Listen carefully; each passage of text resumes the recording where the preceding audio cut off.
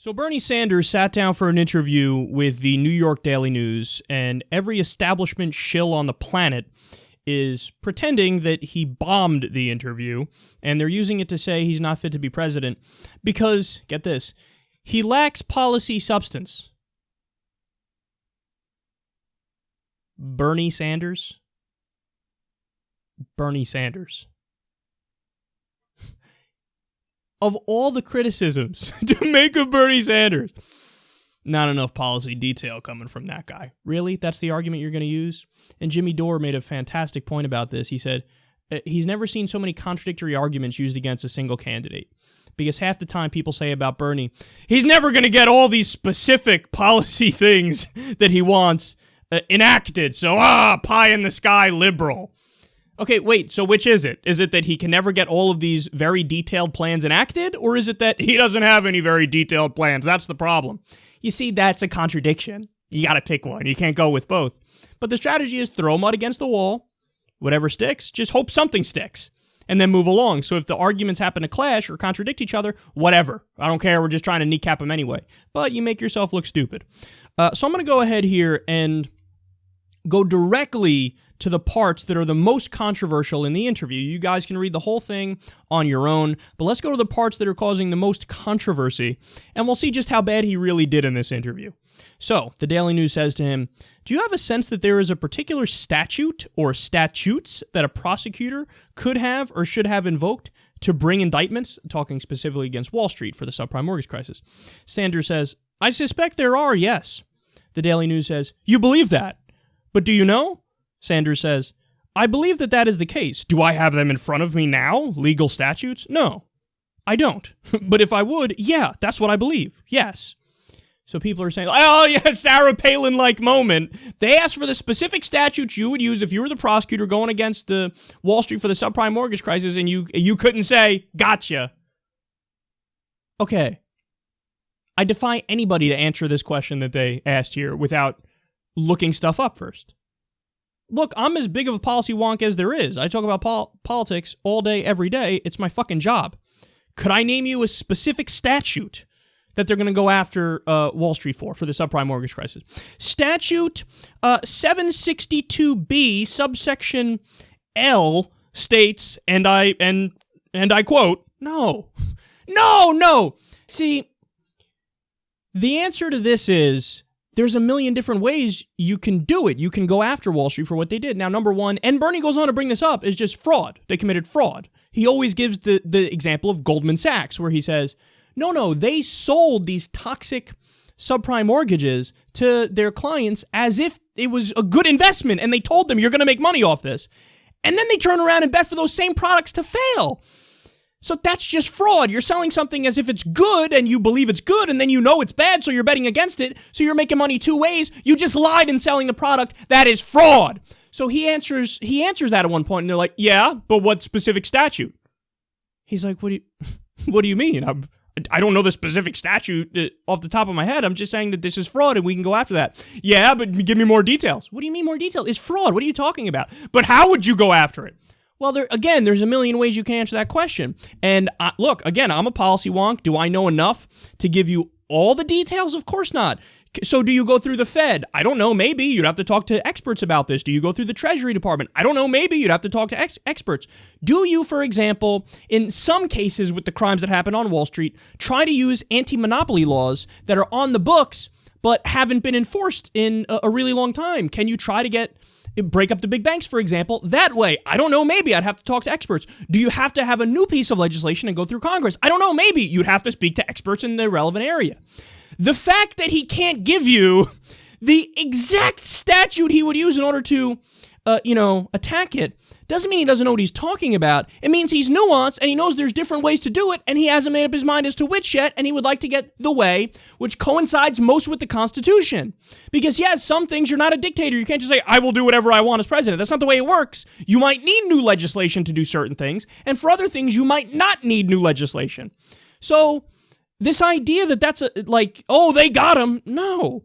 And meanwhile, at the same time this is going on, Donald Trump yesterday 2 days ago was talking to Hannity, and we're going to do this story later on in the show. He was asked, what specifically what government programs would you cut? He said the Department of Environmental.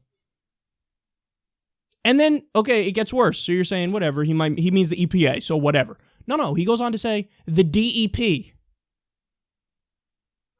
I think he thinks that's the Department of Environmental Protection. It's not a thing. That's not the EPA. Environmental Protection Agency. EPA is what it is. He doesn't know. Where's all the fucking... Oh, look, Trump. Oh, dropout. Oh, he doesn't know anything. Oh, lacks policy details. Crickets. Fucking crickets. Bernie Sanders, the most substantive guy. They flip it on its head. He couldn't tell you it was statute L, subsection D, area 413, line 12. Therefore, gotta get rid of him. Come on, he's got no chance. Move along. All right, now, the Daily News continues here. What kind of fraudulent activities are you referring to when you say that? This is after he brings up, in detail, the fraud on Wall Street. Sanders says, what kind of fraudulent activity? Fraudulent activity that brought this country into the worst economic decline in its history by selling packages of fraudulent, worthless subprime mortgages. How's that for a start? And the Daily News says, so if you look forward a year, maybe 2 years right now, you have JP Morgan has 241,000 employees, about 20,000 of them in New York, 192 billion in net assets. What happens? What do you foresee? What is JP Morgan in year 2 of? And then Sanders jumps in. What I foresee is a stronger national economy. He's talking about if he broke up the big banks. And in fact, a stronger economy in New York State as well. What I foresee is a financial system that which actually makes affordable loans to small and medium-sized businesses, does not live as an island unto themselves, concerned about their own profits, and in fact, creating incredibly complicated financial tools which have led us into the worst economic recession in the modern history of the United States. Daily News says, I get that point. I'm just looking at the method because actions have reactions, right? There are pluses and minuses. So if you push here, you may get an unintended consequence that you don't understand. So what I'm looking for is, how can we understand? If you look at JP Morgan, just as an example, or you can do Citibank or Bank of America, what would it be? What would that institution be? Would there be a consumer bank? Where would the investing go? And then Sanders says, I'm not running JP Morgan Chase or Citibank. And they say, no, but you're breaking it up. Sanders says, that's right. And that is their decision as to what they do and how they want to reconfigure themselves. That's not my decision. So again, they look at this and they go, he couldn't say more about the thing he just said a lot about. So, you got him. What does that mean? What do you mean got him? You didn't get him at all. He's saying, after we break them up, is the federal government going to go in there and run every aspect of it? No. You do the regulation, you enforce some regulations that are on the books, or if you need to have new regulations, then, pass a new law or try to pass a new law, and then you break them up, and then after you break them up, you just go back to doing what is the new, efficient regulation, whether it's Glass-Steagall or some other form of regulation, and then they get to make all their decisions because they're still going to be a private company. And they're like, yeah, but what are you saying about how it would look after you break them up? He's like, what do you mean? We're going to break them up. Yeah, but when you break them up, do things happen where the thing and the government runs the thing, or what? Aha! There's nothing there. Why? They act like, and oh my God, all the fucking idiots. What's it? I think Halprin, or was it Chait?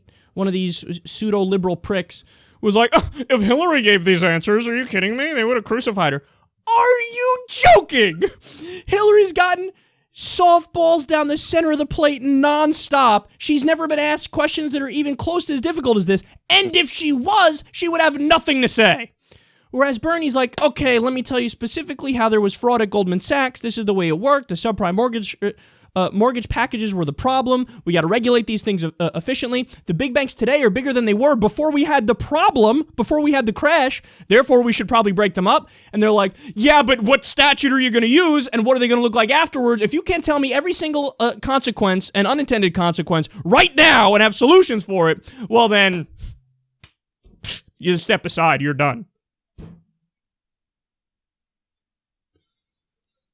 The bias is so incredible. It's oozing from everything they say. Hillary Clinton sent out this interview, just the whole text of the interview. Now people are going to say, well, what do you mean? That's full context. So shouldn't they do that? Well, we should all stop pretending like his answers were bad, because they weren't. They're like, oh yeah, it was again the statute of the thing that exactly, specifically what he would do. And to try to pretend like the guy with the most detailed platform is not detailed enough is beyond disingenuous.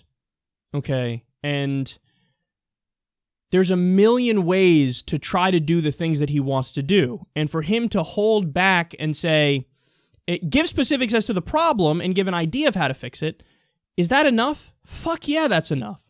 Whether you use the Fed or the Treasury or monopoly laws that are already on the books, or you have to go through Congress again and pass new legislation to try to get breaking up the banks accomplished in a rational way, that's all stuff that an intelligent person would say. Okay? To try to say that that means he's substanceless, no, that means you're substanceless and you're trying to do fake attacks against him in order to claim victory and in order to attack his strength and pretend it's his weakness. This is a thing that the Republicans did with John Kerry. I don't know if you guys remember this, but John Kerry was a war hero. And they tried to say, war hero, maybe he's the biggest pussy in the world, and, you know, he's a liar and he's a war criminal. Maybe that's the case. So they took the thing that should have been the biggest positive for him. George Bush was snorting cocaine and dodging active duty during the war, where John Kerry was actually there. So they spin it and try to say, oh, his biggest strength is actually his biggest weakness. Is the Republican Playbook 101. Same thing here with New York Daily News. Take the area where Bernie Sanders is obviously superior, all of the policy specifics and the nuance and the detail, and hammer away at that to the point where he's asked questions that don't even make sense, and they're beyond anybody's comprehension. And then they say, well, just act like he answered them poorly, even if he didn't, and then we're good. And then we'll, run with that narrative that he's not specific enough. Well, thank you for exposing yourselves as the hack outlet that you are. You can now join the Washington Post and others who clearly have an anti-Bernie bias, and they can't wait to support establishment candidates.